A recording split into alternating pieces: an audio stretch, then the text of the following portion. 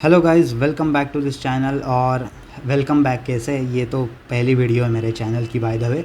सो anyway, इस video में हम बात करने वाले हैं कि मैं इन्फोसिस भर भर के अभी क्यों बाय कर रहा हूँ। हर एक लेवल पे मैं इन्फोसिस बाय कर रहा हूँ और उसके रीजंस क्या है उसके बारे में मैं बात करने वाला हूँ। सो आपको तो पता ही है कि फंडामेंटल्स इन्फोसिस के बहुत स्ट्रांग है। आपको पी देखो, इन्फोसिस का 23 है, मतलब 30 के नीचे अगर आपको इस मार्केट कैप में किसी भी स्टॉक का पी दिख रहा है ना, तो समझ लो कि ये जो कंपनी है अभी आपको अंडर वैल्यूड प्राइस में मिल रही है, तो जो कि आपको जल्दी से जल्दी भर भर के ख़रीदना चाहिए। डिस्काउंटेड प्राइस पे मिल रहा है because this company is no joke. आपको तो पता ही है, this is one of the biggest IT company in India. Basically it's one of the biggest IT company in the world. So मैं ज़्यादा फोकस नहीं करूँगा फंडामेंटल्स पे इस वीडियो में। हम बस टेक्निकल्स देखेंगे क्योंकि हमें तो ट्रेड करना है। इन्वेस्टिंग का फंडा अलग ही है, उसके बारे में मैं कभी और वीडियो में बात करूँगा कि इन्वेस्टिंग के लिए कौन से कंपनीज़ अच्छी है। लेकिन अभी मैं ट्रेडिंग के हिसाब से बोल रहा हूँ कि क्यों इन्फोसिस हमें अभी लेना चाहिए।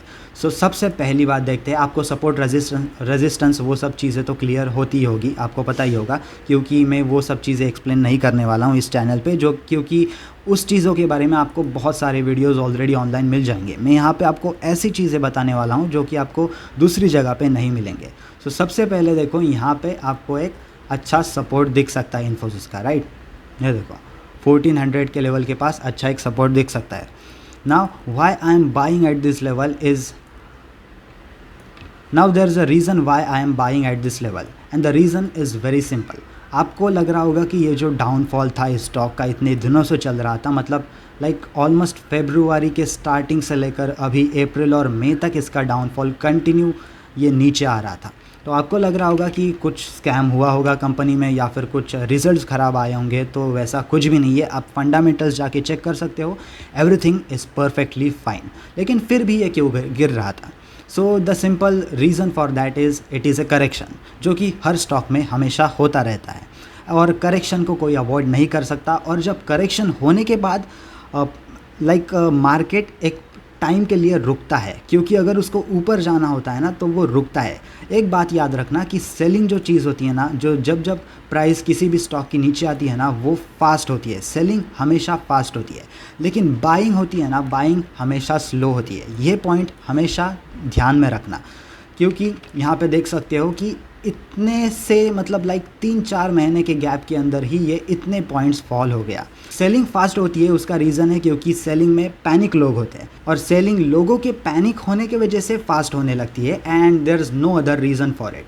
बेसिकली लोग घबरा जाते हैं कि अरे भाई, ये छोटा सा रिज़ल्ट मतलब ख़राब आ गया इस कंपनी का, या फिर कुछ छोटी सी गंदी खबर आ गई, कुछ डील मिसमैच हो गई, या फिर कुछ गंदी खबर कुछ बुरी खबर आ गई, कुछ बुरी खबर आ गई उस कंपनी की। सो लोग तुरंत ही घबरा जाते हैं और सेल करना स्टार्ट कर देते हैं। उसी वजह से सेलिंग हमेशा फास्ट होती है, तो ये चीज़ हमेशा ध्यान में रखना। लेकिन सेलिंग होने के बाद जब बाइंग का सिनेरियो होता है, जब बाइंग का मार्केट आता है, तब बाइंग हमेशा स्लो होती है। सो यहाँ पर एक अच्छा स्ट्रॉन्ग सपोर्ट जोन हमें दिख रहा है और यहीं पे आके प्राइस रुक गई है। यहाँ पे ऑफकोर्स ब्रेकडाउन दिया था यहाँ पे आके, लेकिन उसके ऊपर ही क्लोज हो गया उसी दिन जाके। आपको पता ही होगा कि मार्केट हमेशा इस तरह से चलता है, ऊपर थोड़ा सा नीचे, ऊपर थोड़ा सा नीचे, ऊपर थोड़ा सा नीचे। This is making higher highs. लेकिन सपोज़ अभी इस ट्रेंड को, ये जो अप ट्रेंड चल रहा है यहाँ पे, इसको अगर बेंड होना होगा, मतलब एक डाउन ट्रेंड में कन्वर्ट होना होगा, तो ये किस तरह से होगा? चलो लॉजिक समझते हैं। अभी पॉजिटिव ट्रेंड में क्या होता है कि जब प्रीवियस हाई जो होता है प्राइस का, वो आगे जाके प्राइस क्रॉस करके एक नया हाई बना देती है। ये एक नया हाई होता है। फिर और अभी भी अगर अप ट्रेंड कंटिन्यू रहा होगा तो और प्राइस ऊपर जाके और एक नया हाई बना देगी वहाँ पे जाके। तो ऐसे हायर हाइज बनते जाते हैं। लेकिन जब प्राइस को मुड़ना होता है, प्राइस को बेंड होना होता है एक डाउन ट्रेंड में बनने के लिए, तो प्राइस ऊपर जाती है, नीचे आते हैं, ऊपर जाती है, लेकिन इस बार नीचे आके प्राइस ये जो प्रीवियस हाई है उसको क्रॉस कर नहीं पाती। Like it will go till here and it will come down here. So ये हो गया एक एम पैटर्न। यहाँ पे आप देख सकते हो एक एम पैटर्न जैसा पैटर्न फॉर्म हो जाता है जहाँ पर हमें समझ जाता है कि प्राइस अभी मुड़ चुकी है, क्योंकि प्राइस प्रीवियस हाई को क्रॉस नहीं कर पाई और ऊपर नहीं जा पाई। अगर ये प्राइस ऐसे ऊपर चली गई होती और यहाँ पे और एक हाई बना देती तो ये अप ट्रेंड कंटिन्यू हो जाता, लेकिन यहाँ पे प्राइस वो नहीं कर पाई, बल्कि प्राइस यहाँ पे आके एक नया हाई तो बनाया लेकिन प्रीवियस हाई के नीचे बनाया। So this is M pattern.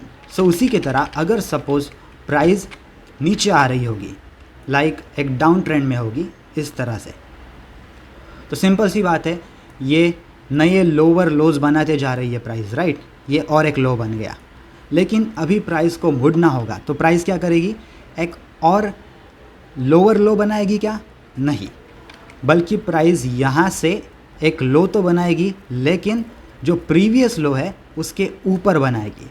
सो ये क्या हो गया, डब्ल्यू पैटर्न।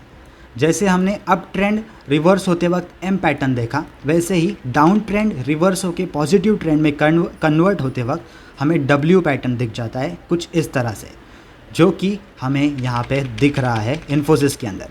ये आपको लॉजिक समझ में आ गया। ये देखो सिंपल है, प्राइस यहाँ पे आ गई नीचे, एक लो लगाया, यहाँ पे प्राइस ऊपर गई, रिट्रेस हुई, वापस से नीचे आई, एक लो लगाया यहाँ पे, और प्राइस यहाँ से और भी नीचे आ गई और यहाँ पे भी एक लो लगाया, लेकिन the next time price made a low, it was above the previous low. इस लो से प्राइस ने ऊपर बनाया एक नया low. That means the down trend is getting converted into a positive trend right now. Clearly यहाँ पे आपको एक डब्ल्यू पैटर्न दिख रहा होगा, राइट। ये डब्ल्यू पैटर्न क्रॉस करके प्राइस अभी ऊपर निकल चुकी है। ये डब्ल्यू और एम पैटर्न कहीं पे भी फॉर्म होगा तो उसका कुछ मीनिंग नहीं है। वो सपोर्ट ऊपर, अगर सपोज प्राइस ऊपर जा रही है और एक सपोर्ट है यहाँ पे, और यहाँ पे जाके रेजिस्टेंस है यहाँ पे, और प्राइस अगर यहाँ पे जाके एम बनाती है तो इसका कुछ मीनिंग है, क्योंकि यहाँ से सेलर्स प्रेशर दे रहे हैं और प्राइस को नीचे लेकर आ रहे हैं। उसी तरह से अगर यहाँ पर आपको सपोर्ट दिख सकता है जो मैंने पहले से ही ड्रॉ किया हुआ है। सो प्राइस यहाँ पर नीचे आई, यहाँ पे सपोर्ट लिया, डब्ल्यू पैटर्न बनाया और प्राइस अभी ऊपर जाने के लिए रेडी है। So with this simple reason I am buying Infosys in heavy quantity. Aggressively यहाँ पे मैं इन्फोसिस बाय कर रहा हूँ और मेरा स्टॉप लॉस कुछ इसके नीचे होने वाला है। Always trade with a stop loss, क्योंकि आप कितने भी होशियार हो जाओ, आपको कितना भी मार्केट समझ में आ जाए, लेकिन कभी भी अगर आप स्टॉप लॉस के बिना ट्रेड कर रहे हो ना, तो समझ लो आप एक गैम्बलर हो, ट्रेडर नहीं।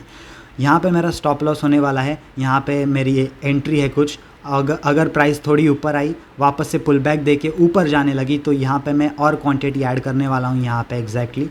सो यहाँ पे क्रॉस करने के बाद शायद और क्वांटिटी ऐड कर दूँ, और ऐसे क्वांटिटी थोड़ी थोड़ी ऐड करते हुए मैं जाऊँगा और मेरा टारगेट होने वाला है यहाँ तक, द प्रीवियस हाई। क्योंकि यहाँ पे ये जो प्रीवियस हाई है वो बेसिकली एक रेजिस्टेंस बनने वाला है प्राइस के लिए। सो जब प्राइस यहाँ पे आएगी तब रेजिस्टेंस लेगी, ऑफ कोर्स लेगी, 100% लेगी, मैं क्वेश्चन नहीं कर रहा, लेगी 100% रेजिस्टेंस आएगा यहाँ से। सो प्राइस अगर यहाँ पे आएगी, बेंड होगी और वहाँ वापस से यहाँ पे ये हाई क्रॉस करेगी, तो मैं यहाँ पे वापस से थोड़ी सी क्वांटिटी ऐड कर दूँगा और भी, या फिर यहाँ पे मैं शायद सेल भी कर दूँ, वो तब का तब देखा जाएगा। लेकिन मेरी अभी एंट्री और स्टॉप लॉस फिक्स हो चुका है, so I will just have to wait. So इसी रीज़न की वजह से, और यहाँ पे आपको देख सकता है कि जब भी टर्न अराउंड होता है मार्केट तो वॉल्यूम भी अपने आप ही बढ़ जाता है। ये देखो आपको नीचे वॉल्यूम भी दिख रहा होगा, ये देखो यहाँ पे कितना वॉल्यूम है, because it broke the support, but buyers ने उसको नीचे जाने नहीं दिया। बायर्स यहाँ पे तुरंत आ गए और प्राइस को ऊपर लेके गए और एक डब्ल्यू पैटर्न बना के अभी डब्ल्यू पैटर्न भी क्रॉस हो चुका है और अभी प्राइस ऊपर जाने के लिए रेडी है। मैं ये एडवाइस नहीं दे रहा, आपको बाय करने के लिए नहीं बोल रहा, ये मैंने बाय किया है, मैं आपको जस्ट इन्फॉर्मेशन दे रहा हूँ। सो इसी सिंपल रीज़न के साथ मैंने बाय किया है ये इन्फोसिस स्टॉक, और मेरा टारगेट कुछ बड़ा होने वाला है। प्रोबेबली 6 मंथ के अंदर ये टारगेट हिट हो जाए और अच्छा पैसा बन जाए होपफुली। आपका क्या कहना है इन्फोसिस के बारे में, कमेंट सेक्शन में लिख के ज़रूर बताना, और आपको ये वीडियो कैसे लगी वो भी कमेंट सेक्शन में लिख के ज़रूर बताना। और आपको ऐसे ही मेरे अपडेट्स चाहिए कि मैंने कौन सी पोजीशंस अभी मेरे होल्डिंग्स में है, या फिर कौन से पोजीशंस के साथ मैं ट्रेड कर रहा हूँ, कौन से स्टॉक में मेरे वॉच लिस्ट में अभी है, वो सब चीज़ें मैं आपको टेलीग्राम ग्रुप पे बताते रहता हूँ। सो टेलीग्राम ग्रुप ज्वाइन कर लेना और ट्विटर पे भी फॉलो कर देना। और ये चीज़ें मैं सिर्फ इसी वीडियो में बताने वाला हूँ। इसके आगे की वीडियोस बहुत सिंपल और स्ट्रेट फॉरवर्ड होने वाले हैं। ज़्यादा कुछ मैं मतलब इंट्रो या फिर आउट्रो देने नहीं वाला। मैं जस्ट आने वाला हूँ, आपको मेरे पोजीशंस के बारे में बताऊँगा और चला जाऊँगा, बस सिंपल एज दैट।